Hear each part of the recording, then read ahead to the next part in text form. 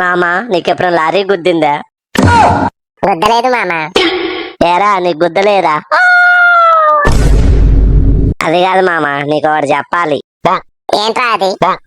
ఒకటి ఒకటి అరే ఈ రోజు నేను 500 మందికి అన్నం పెడుతున్నారా. అబ్బా మామ, నువ్వు గ్రేట్ రా. ఇంతకేం పని చేస్తున్నావురా? రా స్కూల్ అయిపోగానే క్యాటరింగ్ పోతున్నాగా. అరే నువ్వు ఇలాగే మాట్లాడితే గుద్దితే గుంటూరులో పడతావు.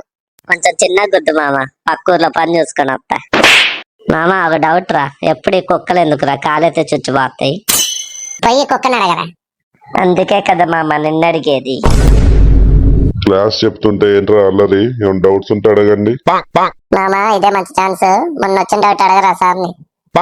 సార్ మీకు ఇంగ్లీష్ మీడియానికి ఏదో ఎఫ్ఐఆర్ ఉందంటగా, నిజమేనా? అవును సార్, ఆలోచించి బుర్ర బద్దలైతుంది. చెప్పండి సార్.